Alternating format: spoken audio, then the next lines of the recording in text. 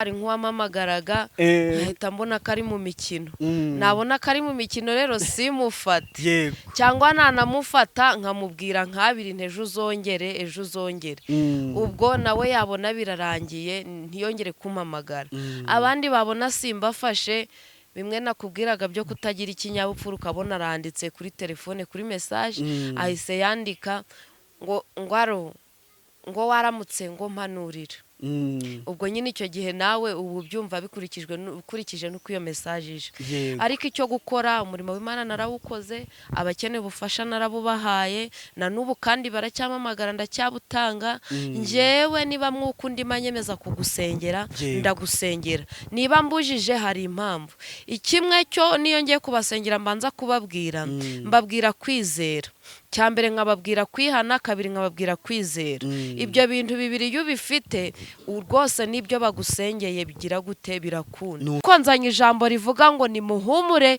itangazo rikuwe n'irindi Alleluya itangazo rikuwe n'irindi kandi urikuye ni nyiri ijambo ntabwo rikuwe n'uwarimanitse kandi bavuga hari amagambo avuga ngo umanitse itangazo ntabwo ari urimanura Yesu nashimwe Yes, reka mbasuhuze bakunzi ba Concorde TV show aho mperose mu Rwanda mu ntara enye ndetse no mu mujyi wa Kigali abari mu mahanga mumva ikinyarwanda ndabasuhuje Imana amahoro nibane namwe kandi bahe umugisha nk'ibisanzwe ndihatuma Imana Concorde reka mfate umwanya nshimira wowe wakanze subscribe kuri Concorde TV show nawe ugiye kubona iki kiganiro bwa mbere ukayikanda nukuri ngusabiye umugisha nanjye nabasezeranije ko ntazajya mbicisha irungu aro mpamvu nzayamfata urugendo ngajya kureba abakozi b'Imana abahanuzi abavuga butumwa abantu bafite impano zitandukanye bafite ikintu badusangiza bigatuma imitima yacu ibohoka niyo mpamvu imbere ya mikoro turi kumwe na Batamuriza Innocent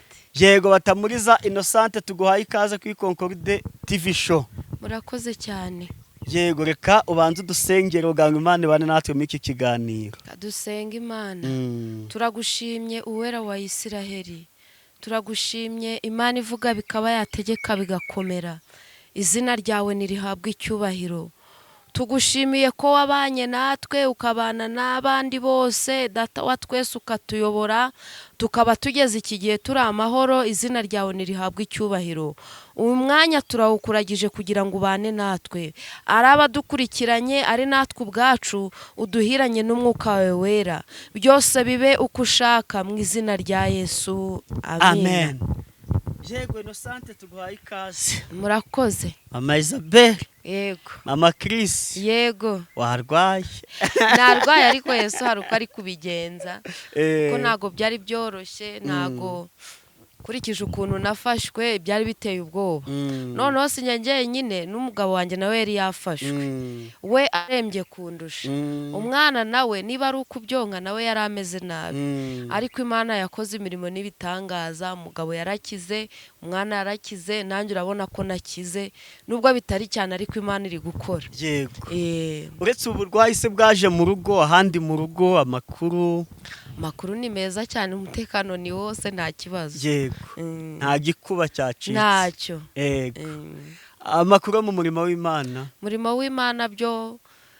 w'Imana hora harimo udushya hari babona ibitangaza hari abakizwa yego hari n'abandi mbese ni udushyashya gusa ariko kimwe cyo nuko Imana iri mu kazi yego akenshi nakira umuntu bwa kabiri ikiganiro twagiranye mubaza uko icyo kiganiro abantu bacyakiye niba ari abantu baguhamagaye ukabasengera Imana ikagukoresha ibitangaza bakabohoka bose kubidusangiza biba byemewe nta kibazo nta gikomeye cyahabaye yego gusa kimwe cyo abo guhamagara barahamagaye ariko nabo kugerageza baragerageza ubwo nabivuga mu buhe buryo navuga ngo sinzi ko nabivuga ariko nabikora navuga mu kinyarwanda cyoroshye cyangwa se gikomeye navuga ngo abantu badafite ikinyabupfura nabo ntibaburura bizi iyo bimeze nka gutyo ingeri zose ziraboneka haboneka abakijijwe bazi ibyo barimo haboneka n'abatazi ibyo barimo hakaboneka n'abandi bari hanyuma yabo bose abo rero nta kinyabupfura bagira kuko menye neza ko ikinyabupfura akenshi iyo utagifite rimwe na rimwe mu nzu y'Imana cyangwa kumenya Imana bituma tugira ikinyabupfura. Rero hari ababa batagifite bitewe n'aho baba cyangwa n'imibereho bafite. Abo bose rero nahuye nabo, ariko nubwo nahuye nabo, abo gufasha narabafashije, abo gukina nabo narabihoreye, kuko hari nk'uwamamagaraga nkahita mbona ko ari mu mikino. Nabona ko ari mu mikino rero simufate, cyangwa nanamufata nkamubwira nk'abiri ejo uzongere. Ubwo nawe yabona birarangiye ntiyongere kumpamagara. Abandi babona simbafashe, bimwe nakubwiraga byo kutagira ikinyabupfura, ukabona aranditse kuri telefone kuri message, ahise yandika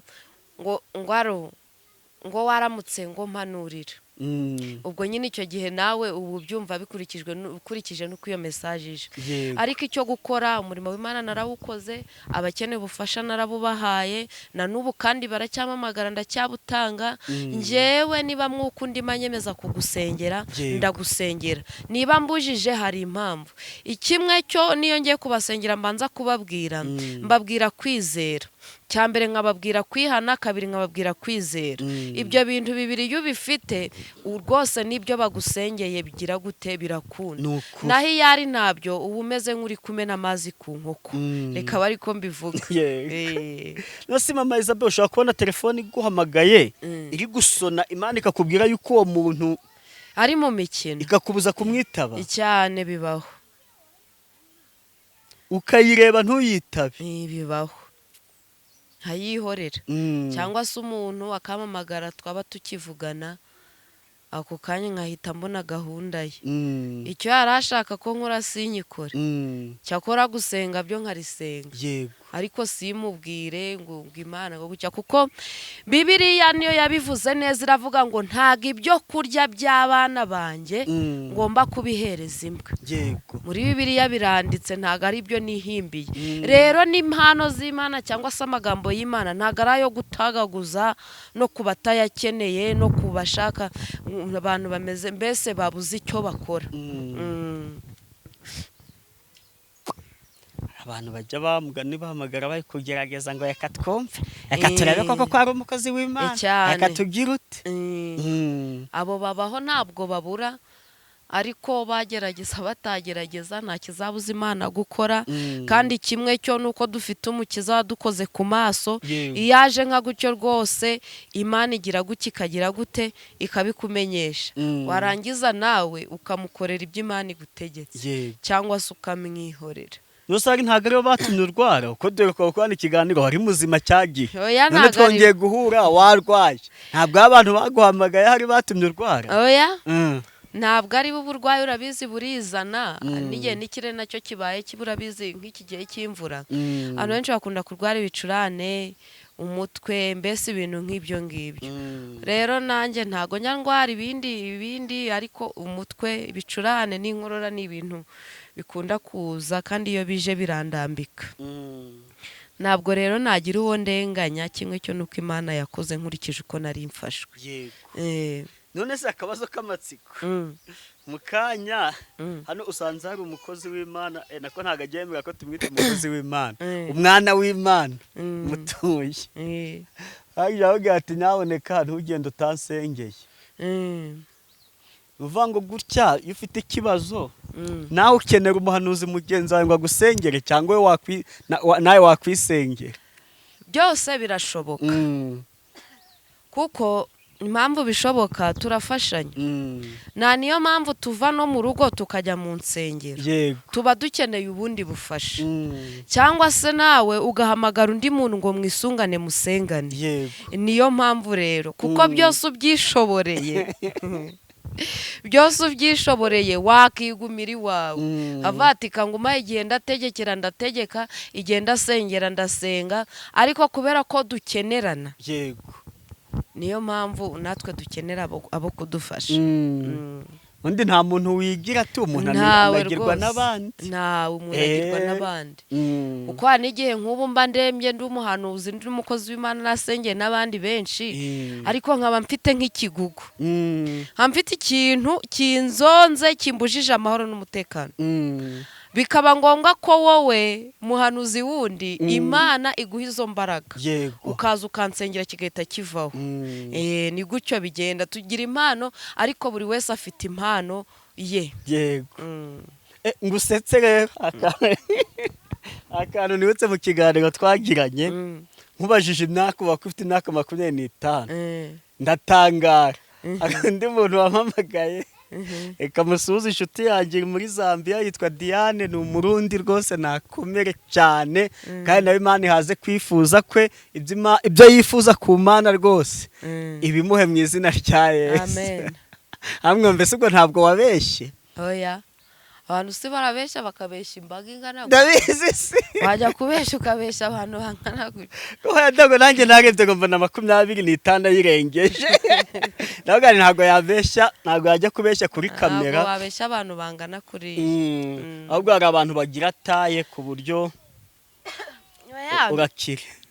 Twese ibyo ni ibicurane abantu bajya babyihanganira, ariko bibaho ko umuntu agishobora kugira uruhu rumeze ukuntu cyangwa se tayi imeze ukuntu, ukaba wamureba ukamwitiranya, wenda se ari mukuru ukamubonamo ubutoya cyangwa se ari muto ukamubonamo ubukuru. Ibyo bibaho, ariko cyane cyane bikunda kubaho nk'iyo umuntu wenda arwaye cyangwa se ubuzima butameze neza. Yego. Cyangwa se navuga ngo nkatwe b'abashomeri, iyo tukiri abashomeri ntabwo ibintu biba biragatunganye neza. Ubwo rero ibyo ntabwo nabitindaho cyane, niko nteye. Yego. Oho rero ntabwo wagwingiye? Sinagwingiye, ntabwo nagwingiye, n'umwana wanjye ntiyagwingiye, n'ubo mpetse ntiyagwingiye. Ubwo niba mama waba ataragwingiye, nabo ntago bagwingiye. Umva bonka amashereka nyine y'umuntu utaragwingiye. Aruzuye. Kristo yarampagije cyane. Nukuri. Ubwo ndi kujya nsubira muri komenti, wowe yarampamagaye. Mbo hari undi nawe wavuze ngo ariko ubutangwa azajya atega agatambaro. Ibyo by'ibitambaro byo wenda ugendeye ku muco wa Kinyarwanda cyangwa se ku muco w'Abakristo, bavuga ngo ko gutega ngari byo. Yego. Nibyo simbihakana, ndabyemera cyane, kuko nanjye hari ahantu nasengeshaga haba ntakwemera ko uhinjira udateze. Noneho waba uri umuhanuzi ibyo bikaba kure kubi. Ariko kimwe namaze kumenya no gusobanukirwa, ntabwo nkunda gutega cyane, kuko jewe numva umutima nta rubanza uncira. Icyakora ngiye mu buryo bwo guhanura mu rusengero, kuvuga ubutumwa mu rusengero, byo birumvikana, kuko abadeperi bagira umuco wo gutega no kwambara bakikwiza. Ariko ngarutse inyuma gatoya, gutega ntabwo ariko gakiza, gutega ntabwo ariko gukizwa, kuko twabonye abantu benshi bitegeye ku bintu by'ibisuku, tubona abantu benshi bitegeye ku bintu badefirije bashyizemo ibintu. Abo ni benshi kandi none cyane tubona abantu benshi bitegeye ku bintu bizira ku mukristo. Tubona abantu bambaye bikwije ariko imbere ibintu byarakomeye. Tubona abantu benshi bateza ariko bategeye kubizira. Ibyo byo rero ntabwo bigikomeye cyane, nta nubwo bikigezweho, ahubwo ikigezweho ni ikiri mu muntu, ni icyo ari cyo. Naho gutega rwose abankurikiye banambona cyangwa se bagize ute, icyo bakibohokeho. Kuba uri umurokore ntabwo bivuze guhora wipfutse cyangwa witeze, kuko hari n'abandi benshi nabo bambara gisilamu bakitandiye bakambara bageze hasi ariko bakenyereye ku rumogi. Subizi? Mu misatsi bashyizemo ibindi bintu utamenya ibyo ari byo. Ibyo ngibyo rero ntaho bikigezwe, ntago bikigezweho, ahubwo ikigezweho ni ikikurimo, ni icyo uri cyo, n'uwo ushaka, n'uwo wamenye, n'uwo wakurikiye. Ibyo nibyo bigezweho. Sundi ukibavuga ngo umuntu agomba guhanura ateze igitambaro. Impamvu babivuga muri Bibiliya hari ahantu biri, bavuga ko umugore agomba kuterekana, ubwo mbese umugore agomba kwikwiza muri make. Kwikwiza rero abakera baravuga ngo niba ari ugupfa isoni abagabo, niko numvaga. Ubwo mbese niba umugabo atagize gutya, n'umugore ntago ariko yagakwiriye kumera. Ubwo umugore nyine agomba guhorana, mbese ako ni nk'akantu k'isoni, wenda reka mbivuge gutyo mu muco wa Kinyarwanda. Naho muri Bibiliya umugore uzarebe no mu ukurikirane, nta mugore ugomba kubamo adateze. ibyo rero niho babikuriza naho kuvuga ngo birashoboka kuko ubwo ugahoza igitambaro mu mutwe ntabwo ugihozamo ahubwo hari igihe biba ngombwa kugitega hari igihe biba ngombwa kugitega iyo wenda ugiye guhanura kimwe nuko icya mbere upfa kuba utaradefirije utarasutse imisatsi ufite umusatsi muzima ariko ibyo ni ku ba ADEPR ibyo ni ku ba ADEPR andi matorero yo ADEPR nibo bashyiraho gahunda yo guhora uteze yego noneho njyewe iyi cano yanjye rero ntabwo ari iya ADEPR ntabwo ishingiye ku idini ni ukuvuga ngo ishingiye ku bantu b'abanyempano wa muntu ufite impano bakorera Imana wayizana akagira niyo mpamvu hano nakiriye abakatolike nakiriye abangirikani nakiriye aba ADEPR cyoze abadive nibo ntarakira nabo nibaza nzabakira yego icyo twari turi kuvuga Imana ishimwe ubwo utarobanuye kuko na Yesu ntarobanura yego nibyo ndi kukubwira ndi kuvuga ngo ikiri mu muntu icyo ari cyo n'uwo yamenye ndetse akurikiye ibyo ngibyo nibyo byiza nibyo bizima naho gutega byo rwose nta mategeko abihana yego iwacu muri ADEPR banaguhana ugize ngo ugiye kuvuga utagize ariko ni imico buri muntu mu itorero aba uwejejwe muri ryo nujya ku gatuti ka ADEPR uzagenda uteze zubahiriza ibyabo n'amategeko yabo kuko nabo ni abakozi b'Imana yego kuri Concordia TV show tukakira abanyempano yego ariko bakanaza bafite discipline agasatsi kawe rero gafite discipline niyo mpamvu nakwakiriye gutyo yego none se wahigiye umperukira kuva na kera hari wigeze ubona umusatsi wanjye hari ibibazo ufite oya ntabyo naragahoranye agasatsi gafite discipline ufite agasatsi n'ubundi kaba ADEPR nujya muri restoration uzasuka kuko barabyemera ariko buri muntu mu itorero aba uwejejwe muri ryo yego karibu n'umwanya w'ijambo ry'Imana murakoze cyane kadusoma ijambo ry'Imana ariko mbere yuko turisoma hari akantu gato nshaka kubanza kubwira abadukurikiye cyangwa abadukurikiye urabona nk'ubu njyewe ndi umubyeyi yego hari amasaha agenwe y'akazi ko mu rugo guteka gukarabya abana kugira gute nyine bwije rero hari igihe ujya kubona ukabona umuntu 5 z'ijoro arahamagaye nyine urumva ntago wamwitaba ariko atumutekereza ukundi kuntu avase uyu muntu ntabwo azi ko ndi umubyeyi nta nubwo azi ko ndyamye ikindi subu amasaha ya 2 z'ijoro ubundi njyewe guhera mu gitondo 3 yego shyiraho amasaha abakeneye ngo basengere bazajya baguhamagara nibura amasaha uba uri disponible uba hose ni ukuvuga ngo guhera mu gitondo 3 yego kugera 9 ayo masaha mba mari yego hone na menshi si menshi ngo pe ubwo none utanshatse muri ayo masaha akanshaka nyuma yaho urumva ntiyambona wenda ubu narihanganye ntabwo byageze kwa ko ntari nabivuze ntabwo nari nababwiye wenda amasaha ariko abadukurikiye bari kutwumva bihangane guhera 3 kugeza 9 mba mari baje bampamagara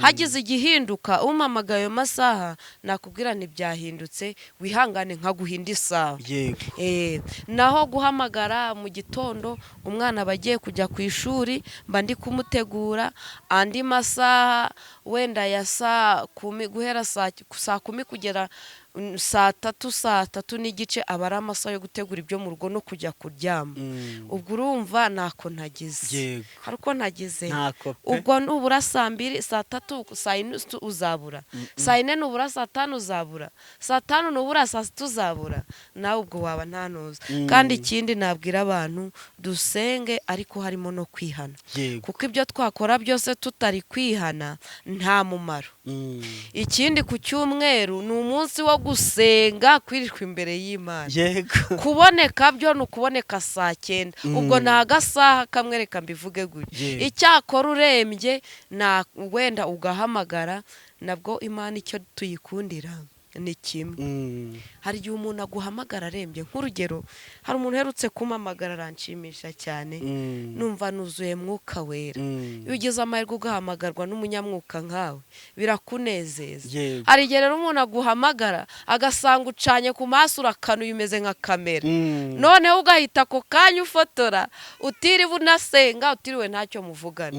Rero hari igihe umuntu ashobora kugutabaza nka gutyo wenda ari gukina, hari n'ushobora kugutabaza arembye, uba ubibona, Imana irabikubwira, ugahita umusengera muri ayo masaha ugasenga. Rero ku cyumweru bajye bihangana, n'abamamagaye ejo simbafate bihangane, ejo hari umunsi wo kujya gushaka Imana sinabonetse, ubwo mbese abo bitagenze neza bihangane. Rero tugiye gusoma amagambo y'Imana, ntabwo turayatindamo. Ni amagambo meza, ni amagambo azwi, ni amagambo ari muri Esiteri. Esiteri ni ibice 8. Ibice 8, umurongo ni uwa mbere.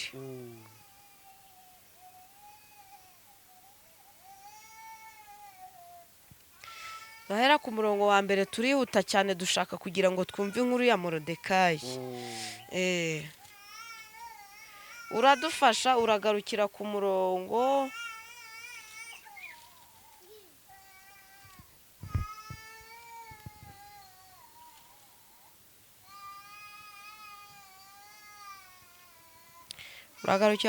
wa 7. Esiteri ibice 8.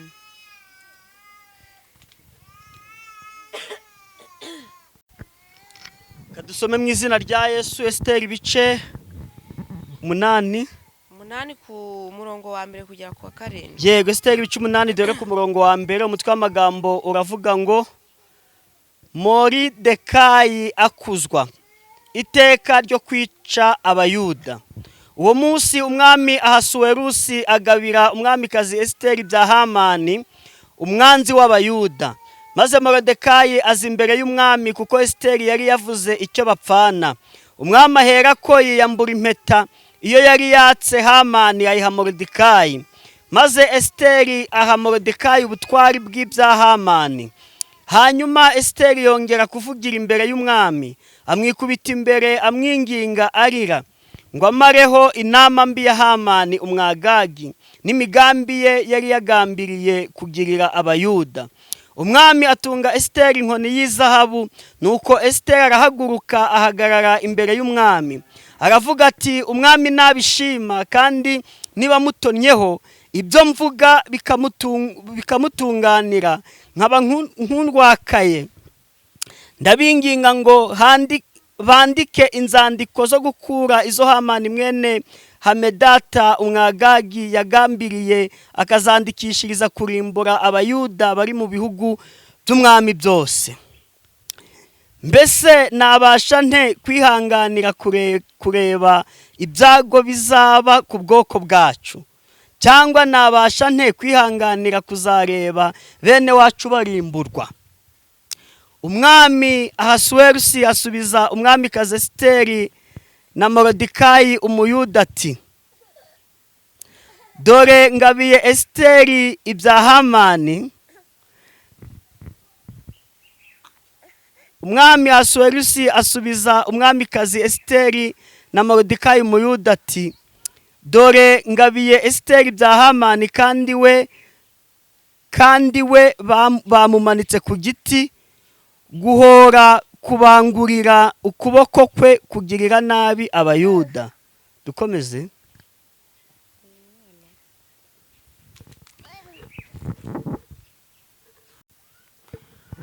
Nuko icyo gihe ku munsi wa 23 w'ukwezi kwa 3 kwitwa Sivani, bahamagara abanditsi b'umwami, bandika ibyo Moridekayi ategetse Abayuda byose, n'ibisonga by'umwami n'abatware b'intebe n'abatware b'ibihugu uko ari 127, uhereye i Buhinde ukageza Etiyopiya, igihugu cyose nk'uko imyandikire yacyo imeze, n'ishyanga ryose uko ururimi rwayo ruri. Bandikira n'Abayuda mu rurimi rwabo uko imyandikire yabo imeze.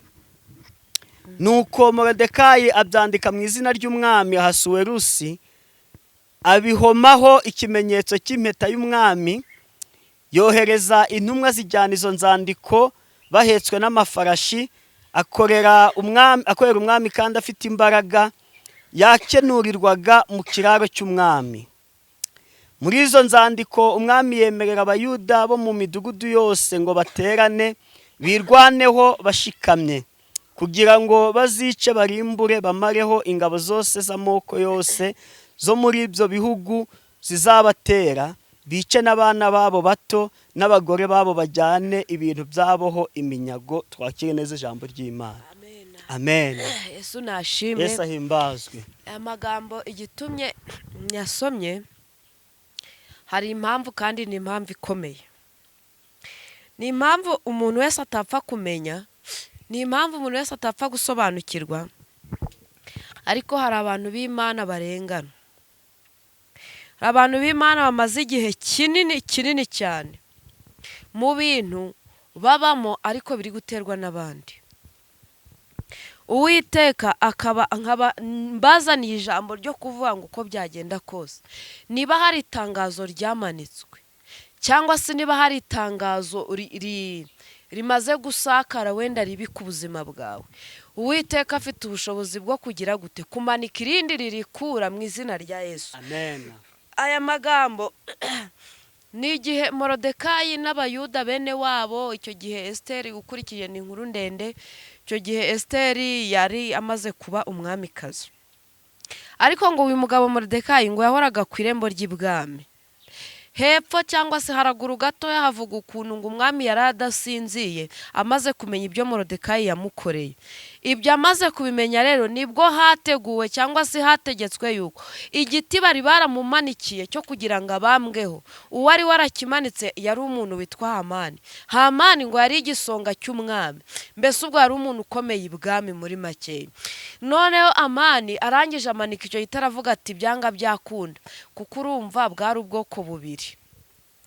Iby'iki gihe byo rero ubigereranyije bavuga ko ari ubwoko bwubahaga Imana n'ubutarayubahaga. Ubwo Hamani yari mu bwoko butubahaga Imana, Moridekayi yari mu bwoko bwubahaga Imana, ari nabwo umwamikazi Esiteri yari arimo. Hanyuma rero umwami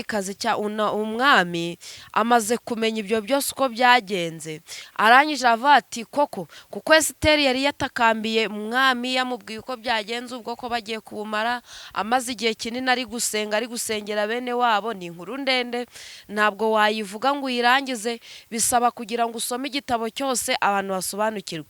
Ariko icyo dushaka kumenya ni ukuntu itegeko ryakuwe ryo kwica abayuda bakamarwaho, rigakurwa n'iryo kuvuga ngo nibabeho, ahubwo abanzi babo aba ari bo bagira gute bapfa bashire, nta n'umwe usigaye. Niko byagenze rero. Ahangaha nuko ngo umwamikazi aragenda apfukama imbere y'umwami, ararira, aramusaba, aravuga ngo niba nkutonyeho nyemerera ririya tegeko rikurweho, ahubwo hamanikwe iryo kurengera abayuda, hanyuma no kwica abanzi bacu tukabatsembaho tukabamaraho. Kuko icyo gihe Moridekayi yari amaze guhabwa ubutware. Umwami arabikora, yiyambura impeta, afata ikimenyetso agishyira ku ntuza, ku gipapuro cyangwa se ku itangazo. Impeta ayihereza Moridekayi, noneho n'intuza n'ikimenyetso cye agishyira ku ntuza ku itangazo. Barangije itangazo barimanika rivuga ngo iki? Ryavugaga ukuntu abayuda bagomba gutabarwa, noneho abanzi babo bakajya mu cyimbo cy'abayuda. Sinzi niba wenda abantu babisobanukirwa neza cyangwa babyumva, ariko kananga urugero rworoshye. Tuvuge niba umuntu akugambaniye ngo bakwice cyangwa se wenda bagushyire muri gereza, hari ukuntu byagenze, wajya kubona ukabona niwe ugiye muri gereza, wowe uvuye muri gereza, cyangwa ntugezemo, ahubwo mu mwanya wo kugufata ngo bakujyanemo niwe bajyanye.